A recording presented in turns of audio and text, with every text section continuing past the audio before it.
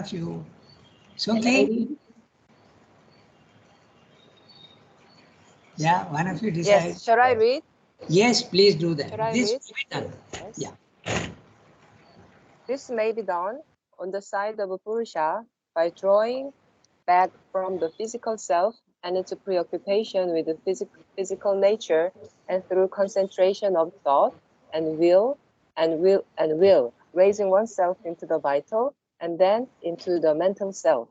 By doing so, we can become the vital being and draw up the physical self into that new consciousness, so that we are only aware of the body, its nature, and its actions as the secondary circumstances of the life soul, which we now are, used by it for its relations with the material world, a certain remoteness from physical being, and then a superiority to it, a vivid sense of the body being a mere instrument or shell, and easily detachable, an extraordinary effectivity of our desire on our physical being and life environment, a great sense of power and ease in manipulating and directing the vital energy of which we now become vividly conscious, for its action is felt by us concretely, subtly physical in relation to the body, sensible in a sort of subtle density as an energy used by the mind, an awareness of the life plane in us above the physical and knowledge and contact with the beings of the desire world, a coming into action of new powers, what are usually called occult powers or cities, a close sense of and sympathy with the life soul in the world, and the knowledge or sensation of the emotion, desire, vital impulses of others. These are some of the signs of this new consciousness gained by yoga. Okay. So the discussion now is going to be very interesting. Okay. Remember the chapter, the lower triple Purusha. He is talking of the body, mind, life. So you have to keep that in mind. And then, so we'll read that. And then he's saying we can rise in consciousness. And his description of when you rise from the physical level to the vital level is very interesting. So we'll have a look at that closely. And we can give examples also of those who are at that vital level. Okay. So now, Sedgwick is saying it's possible to rise in consciousness. This may be done. What? Rising in consciousness. On the side of Purusha. In other words, the Purusha is the higher level of consciousness. You can say that is the second level. Okay. And the first level is your body, mind, life. You are absolutely at a material level. So, this may be done on the side of Purusha, means into the spiritual planes of consciousness, because there also there is a subtle physical world, then there is a inner vital world, then there is an inner mental world. So he is describing now when you lose your sense of being absolutely in the physical and the vital world is more real to you.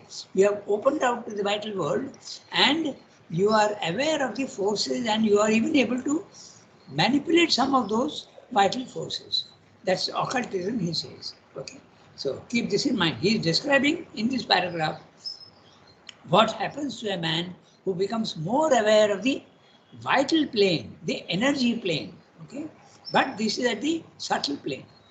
Okay. So this may be done on the side of Purusha by drawing back from the physical self and its preoccupations with physical nature, and through concentration of thought and will, raising oneself into the vital and then into the mental self. So first you become more aware of the vital forces operating everywhere, and then you can raise yourself to the mental self. Okay? Right now, we are mostly conscious of our physical body. Mind and vital are there, but the main concentration is on the body. We are very busy with what we eat, what we are wearing, and the physical effects of the in the physical world. We are very, very aware of the external world, not so much of the internal world. That's what it means. By doing so, by doing what? By rising into the subtler planes, by doing so, we can become the vital being. So then that's when they say is the vital Purusha, Pranamaya Purusha. we can, the vital being, remember, there is a, not only the vital world is impersonal, but there is a personal vital also to every human being. There is a personal mental also. Manomaya Purusha, Pranamaya Purusha, even the subtle physical is the Annamaya Purusha. Purusha means the personal aspect. Okay? So, he's saying that we can become conscious of the vital being and draw up the physical self into that new consciousness, so that we are only aware of the body, its nature and its actions as secondary circumstances. The body becomes secondary and you are more aware of the vital forces that are acting. Body you are aware of, but it's secondary. The main thing is the vital. Now, examples of these are those people who can have access to the vital worlds, those who are visionaries, those who are what are called psychics, okay, and those who can use these forces. We know very well that Sai Baba and many others were able to materialize things. And it's not spiritual development necessarily. You have only opened out to the vital world. Remember the experience of in the ashram, that Muslim fakir who was able to materialize stones in the guest house. Remember that. Certainly he is not a spiritual man. So you have opened out more to the vital world and you have the power to operate those vital forces. That's why he was able to do that. And he is not spiritual, I am saying very clearly, because he almost died when mother threw that influence back on him. When she saw that these stones are going on falling, and one day when it hurt somebody, she said, this is enough. Enough is enough. And she threw, with her spiritual power, she threw that influence back. And when it went back, it's like a ball bouncing against the wall. It goes back to you. And you almost died. And his family members came rushing to the ashram because they knew what was happening. And they begged his life. So Mother and Srimdu said, for this very simple thing, just throwing stones at us, he did not die. So he was saved. Okay, so this is what Srimdu is describing here. The entry into the vital world, let's say, on the side of Purusha. So by doing so, we can become the vital being and draw up the physical into the new consciousness that we are only aware of the body, its nature and its actions as secondary circumstances of the life soul. Now there you are. He is using the word life soul because the soul is always personal. But he is also meaning life soul is another word, Pranamaya Purusha, or the vital Purusha. Okay? This is what he is describing. There is a Manomaya Purusha, Pranamaya Purusha. The life soul, which we now are. I give you another instance of this capacity. Those who are psychics, the well-known Uri Geller. Uri Geller was an Israeli boy, and he had that very strange capacity. He says he doesn't know himself how it happens. Nature has given him that capacity of being more in the vital world than in the physical world. He could bend spoons and metal objects by just looking at them. Okay, so that also is a power in the vital. So, yeah, another very good example is Madame Theo in Algeria. She had the power to dematerialize jasmine flowers and put them in mother's locked bedroom. She put those flowers on mother's bed in a locked bedroom. That means it's not physical action. So when mother opened and she went and saw, she saw those flowers, fragrant flowers on her bed. And she knew that Madame Theo had done it. And Madame Theo also had the power of sitting in one chair and not going to get the sandals. But the sandals, she would get the sandals to come to her. This is all there in that book written by George Breckham. Is there. Many of these things she revealed to her granddaughter, Purna Prema. Okay, so many of these things she revealed to her. So this is you are going from the physical to the vital world. All these things are possible. Those who can manipulate, not necessarily manipulate, but some have the power even to manipulate these forces. Okay. By doing so, we can become the vital being and draw up the physical self into that new consciousness so that we are only aware of the body, its nature and actions, as secondary circumstances of the life soul, which we now are, used by it for its relations with the material world. In the material world, we are using that power to produce things. Like Sai Baba used to produce ashes, okay, vibhuti, and he used to give to his disciples. Now, we read further, and very interesting thing what he's going to say. A certain remoteness from physical being, and then a superiority to it. In the beginning, you will feel as though the body is really not yours, and finally, you become absolutely aware that yourself is different from the body. Then, a vivid sense of the body being a mere instrument or shell and easily detachable. Okay? This is what you come to know. Sraubindo says in Synthesis somewhere else, he says, it becomes like an instrument in your hand. So you realize that your body, mind, life are only instruments. Outside, you can manipulate them if you have the power. Normally, you don't have the power at the spiritual level. Little bit of power is there, but at the supramental level, you have total power. An extraordinary effectivity of our desires on our physical being and life environment. Note that. Okay? Whatever desires you want, they get realized if you are more in the vital world. So, very interesting sentence which is categorically making an extraordinary effectivity, success of our desires on our physical being and life environment. Not only physical being, but even life environment. A great sense of power and ease in manipulating and directing the vital energy of which we are now become vividly conscious, for its action is felt by us concretely, subtly physical in relation to the body, sensible in a sort of subtle density as an energy used by the mind. So this is what you become conscious of. And this is the power that Sri Aurobindo was using, okay, for curing people and others. But it's a power that you have to use, and it's a very specific power. He used to ask for, this is an interesting detail you should remember. He would ask for symptoms. Okay? He would ask for symptoms, and he would direct that force onto the symptom.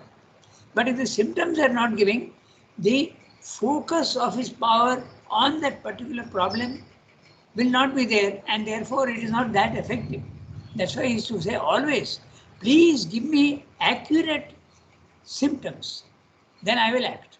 Because this power is general and you have to be able to focus it onto a particular point, then it can work. Just like you, sunlight also, you can focus it and bring it, it develops power. But the power is there, but it is diluted. So it has to be focused. So this is what Sraubindo is saying. You can learn to do that. Okay? So let's read that sentence again. An extraordinary effectivity, success of our desires on our physical being and life environment. The power of the vital is there, but you are not necessarily a spiritual person, okay? A great sense of power and ease in manipulating and directing the vital energy. Look, directing the vital energy, focusing it on to something, of which we now become vividly conscious. For its action is felt by us concretely, but subtly physical. Almost contrary terms, huh? Concrete yet subtly physical in relation to the body, sensible in a sort of subtle density. Look at that. Here, try, imagine. It is subtle yet dense. Like sunlight, no? Sunlight also is subtle. We can't touch it and we can't smell it. And yet it is, you can densify it. That's what we do with the solar energy, no? We put a dish and concentrate it and densify it. So look at that word, subtle density. Someone who doesn't understand this will say, what is this? How can something dense be subtle? But that's the truth. A good example is the sunlight. Okay, so it is subtle and yet it can be densified if you want to, as an energy used by the mind. An awareness of the life plane in us above the physical and knowledge and contact with the beings of the desire world. So in the desire world also, there are many, many beings, okay, and you can contact them. A coming into action of new powers, the power to get what you want, the power to effectively, black magic is one of those powers used in the wrong way, but you can use this power also for right things, like Mother was using it always for right things, okay.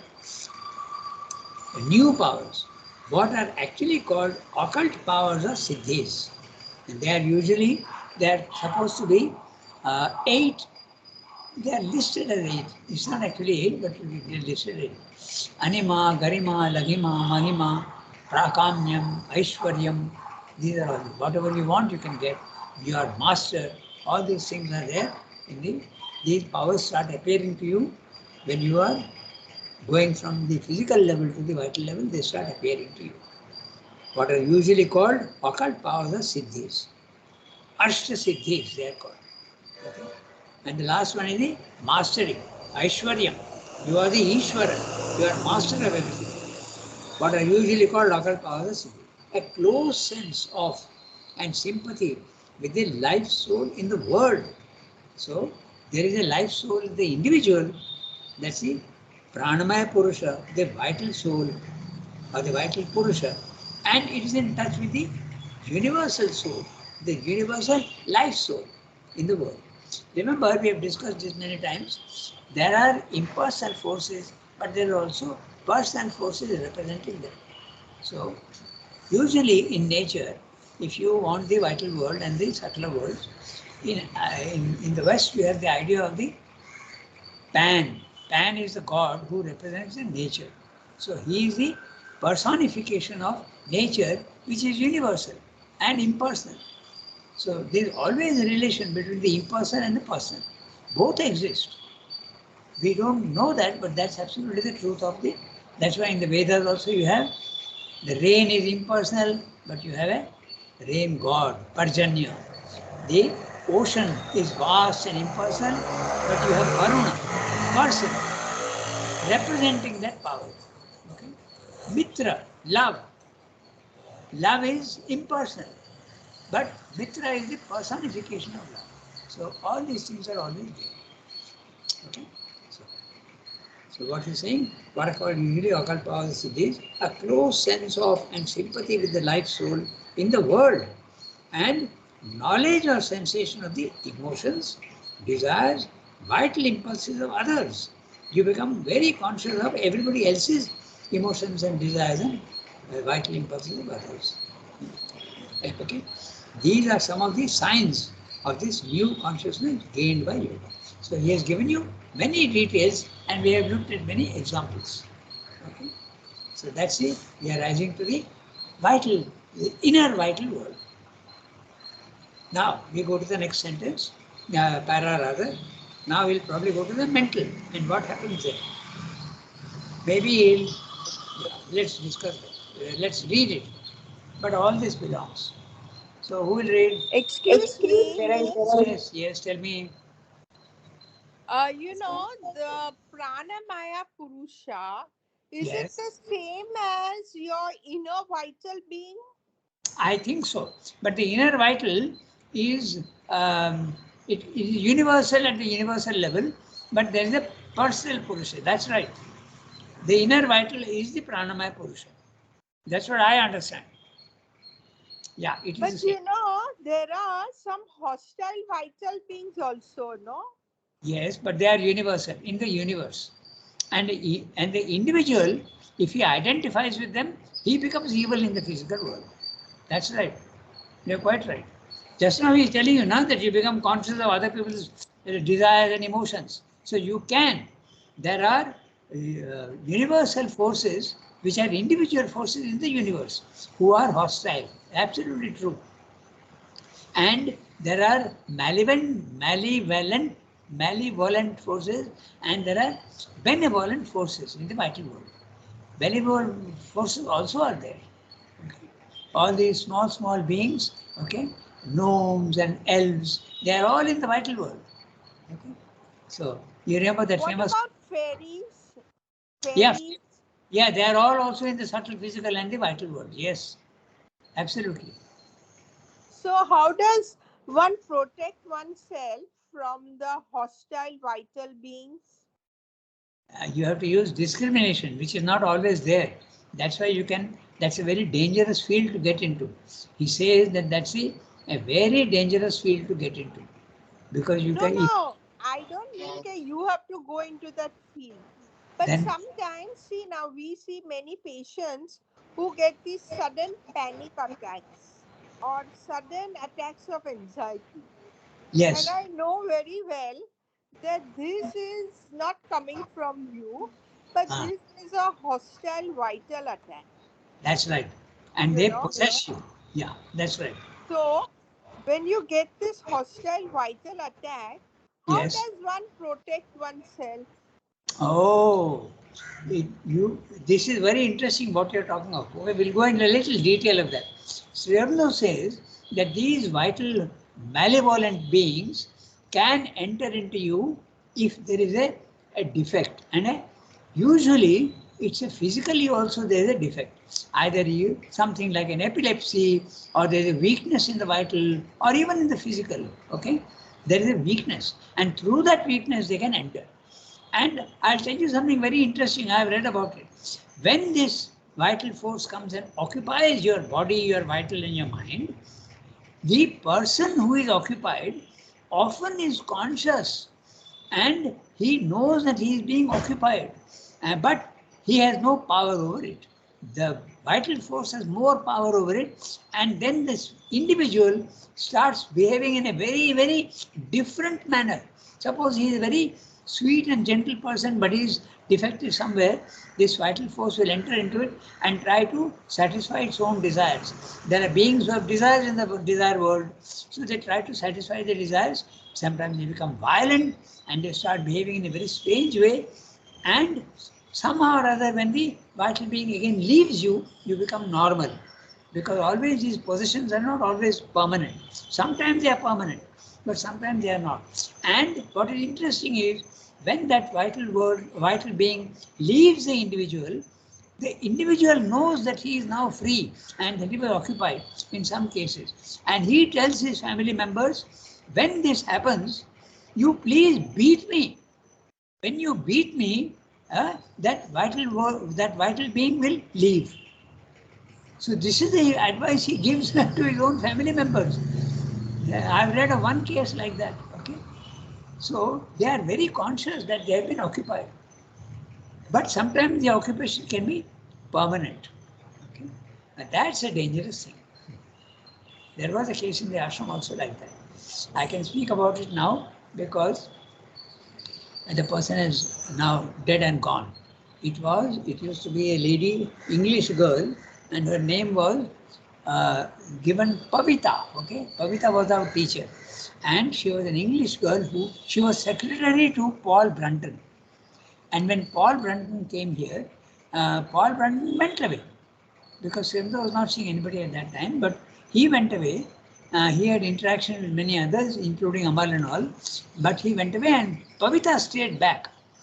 But at one time in the correspondence, it's very clear that she was being possessed by wrong forces. Srimda warned her again and again, but she wouldn't listen. And finally, she got absolutely possessed permanently by these forces. So when someone asked mother, why don't you cure her and why don't you rid her? You have the power to rid her. Why don't you rid her of this vital force which is occupying her? Mother said that the occupation is so solid that if I get that vital force out, it will kill Pavita. She will die. That's why she was not doing anything. Okay? So this is exactly what Sridhar is describing here, and we have gone into great details to give examples. So what Yasmin raised the question uh, the occupation, the possession by hostile forces. In India, what we do when there is a possession like that, they have sometimes epileptic fits. Okay, an epileptic fit, Srimdo says somewhere that it's a occupation by a vital force, usually. And in India, what we do is not at all uncommon in the villages. They take neem leaves and start beating that person with the neem leaves. I don't know if it will work always, but sometimes it may work. But this is what happens. Yeah, but these are all examples, but and pretty frightening, and it can disturb one also. But if you are healthy, these beings cannot come and occupy you. If you are healthy and well built, and there are no defects in the physical, okay, then it can't happen. But usually these things can happen when there is a defect somewhere in the being, and the defect can be physical. Okay, there is a lacking somewhere in the physical, a lacuna in the brain or something like that. Then this can happen. Srendra described this in the letters. Okay. You know, in medicine, in the psychiatric ward, when Yes. there are all these schizophrenic patients, Yeah. they are given this ECT treatment, shock treatment. Yes, I know. And if you see, no, they are made unconscious, and then that electric shock is given to your brain, and the body just vibrates and all that. That's right. Now, do you think that is something good or that is something bad? I think it. I don't think it's good. I don't think it's good because all. Yes, let's discuss this also. All uh, psychiatric patients, okay, are not mad or are not possessed always. Because sometimes in the West they don't understand this. So even when that person is seeing visions or is seeing elves and gnomes, they think he is hallucinating, and they put him into a mental asylum. So it's certainly not good. There are better ways of doing it.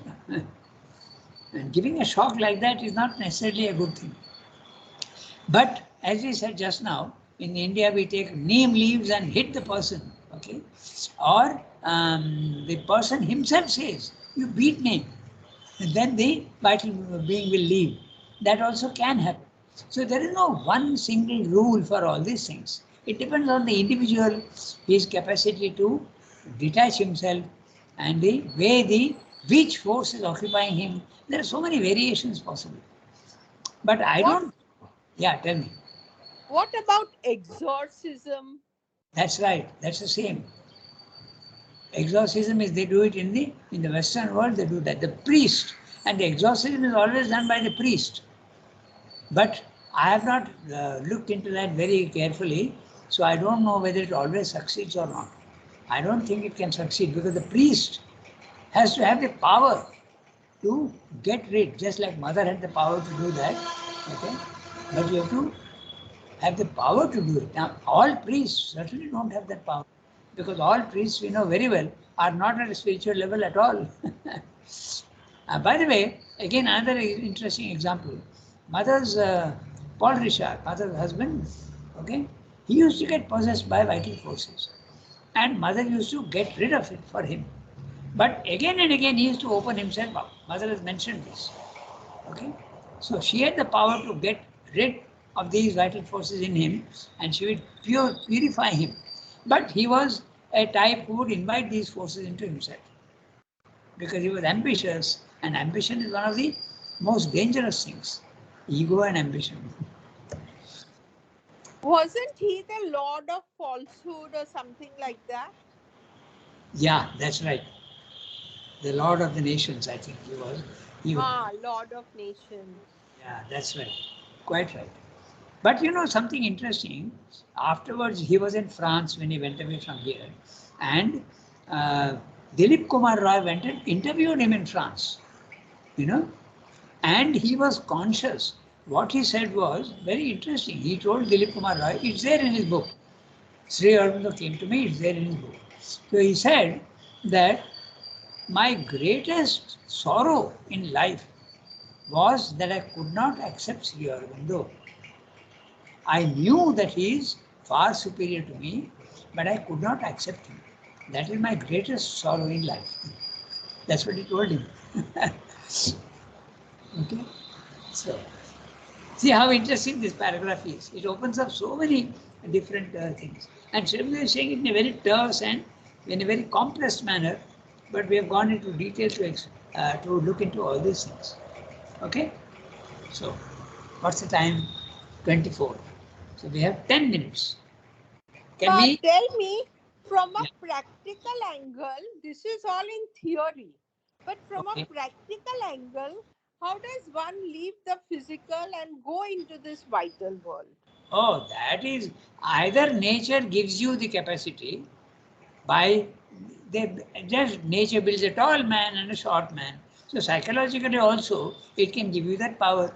It can come from past lives or it can be nature's freak. That also can happen. Okay, but by yoga you can go. That's exactly what Sidney is saying. Look at the first sentence of the para. What's he saying in the first sentence? He's saying we can. Remember read the first sentence. This may be done on the side of Purusha by drawing back from the physical self. You have to go on telling yourself, I am not the body, I am not the body, I am not the body. That's the method. Then you can go into the vital world. And from there also you have to go on saying, I am not the vital world, I am not the prana, I am not my vital. And finally you also say, I am not the mind, I am not the mind. Then you go into the spiritual planes of consciousness. So the answer to you is there in the very first sentence itself. This may be done on the side of Purusha by drawing back from the physical self. And how do you draw back? Psychologically. You go on convincing yourself that the clothes you are wearing is not important, that the food you are wearing is not important, that the injury you have got, a small cut or something, is not at all important. You don't give importance to it.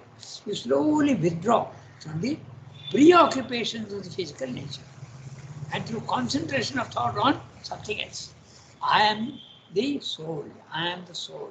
I am the soul. You go on. There are two ways of doing it. The Neti method is negative, Sridhar says. It is effective, but it is negative. But it is a positive method. I am the soul. I am the soul. I am the soul. Constantly thinking of you are the soul. And your soul is in contact with mother. So that will slowly disengage your attention from the physical. So very clear, you have to see what he exactly is saying that in the first sentence itself. No? This may be done on the side of Purusha by drawing back from the physical self. And the practical way is that. You ask for a practical way. Then Rangaja, I Yeah. have one more curiosity to know how the mother's music and all the healing mantras help people in this way. Yes, the mantra is also a powerful way of getting to your real self. Okay, that's right. And the mantra has to be read aloud because it's got sound value. And the mantra has to be pronounced also correctly. In one of our Sanskrit texts, it is there that the mantra has to be pronounced correctly. If you don't pronounce it correctly, the sound changes and sound has a value. Okay, sound has a great value. It can be constructive and it can be destructive. So mantras are yes. In fact, mantras are used very, very effectively. But when people asked Srisaranga for mantras, he said that I and mother are going to give you all the help. So mantras are not that necessary. But if you want, I'll give. He has given about 7 or 8, 5 or 6 mantras. No? You remember? Om Jyotir Aravinda. That is one. Then there is Om Anandamai Chaitanyamai Satyamai Parame. This is another he has given. And it may not be absolutely a mantra, but he had told Champaklal to recite this. He gave him as a birthday message. In the night, as in the day, be always with me. In sleep, as in waking, let me feel in myself the reality of your presence. Let it grow and make, let it grow and make, no, sorry, let it uh, grow in me and make me conscious of truth, consciousness, and bliss. The words are, I'm distorting the words a little bit. Let it grow in me. I am making a mistake, I know.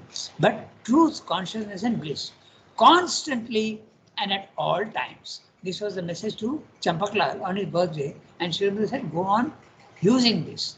So you could say that it's a mantra, very long mantra. Mantras are usually very short. No? So this one was given by, and very interesting, Om Anandamayi Chaitanyamayi Satyamayi Parame, same as written in Sanskrit. And when he wrote in English, he left out the last ones, and mother added in her own handwriting. Satyamayi Parame. Okay, so practically, yes, that's the way. Shilpa was saying about mantras, absolutely right. And mantras are not supposed to be divulged to anybody. You can use mantras, but if you open yourself to Mother Srimdu, mantras are not absolutely essential. There's so many different ways of doing it. Okay? We got 5 minutes. Can we read the next para? Yes, shall I read? Yes, please. But all this belongs to the inferior grades of spiritual experience and indeed is hardly more spiritual than the physical existence. We have the same way to go yet higher and raise ourselves into the mental self. By doing so, we can become the mental self and draw up the physical and vital being into it, so that life and body and their operations become to us minor circumstances of our being used by the mind soul, which we now for the execution of its lower purposes that belongs to the material existence. Here too we acquire at first a certain remoteness from the life and the body, and our real life seems to be on quite another plane than material man's, in contact with the subtler existence, a greater light of knowledge than the terrestrial, a far rarer and yet more sovereign energy. We are in touch, in fact, with the mental plane, aware of the mental worlds, can be communication with its being and powers. From that plane, we behold the desire world and the material existence as if below us things that we can cast away from us if we will, and in fact easily reject when we relinquish the body so as to dwell in the mental or physical heavens. But we can also, instead of being thus remote and detached, become rather superior to the life and body and the vital and material planes and act upon them with mastery from our new height of being. Another sort of dynamism than physical or vital energy, something that we may call pure mind power and soul force, which the developed human being uses, indeed, but derivatively and imperfectly, but which we can now use freely and with knowledge, becomes the ordinary process of our action, while desire, force, and physical action fall into a secondary place and are only used with this new energy behind them and as its occasional channels. We are in touch we are in touch and sympathy also with the mind in cosmos, conscious of it, aware of it, intentions, directions, thought forces, struggle, and subtle powers behind all happenings, which the ordinary man is ignorant of or can only obscurely infer from the physical happening, but which we can now see and feel directly before there is any physical sign or even vital intimation of their working.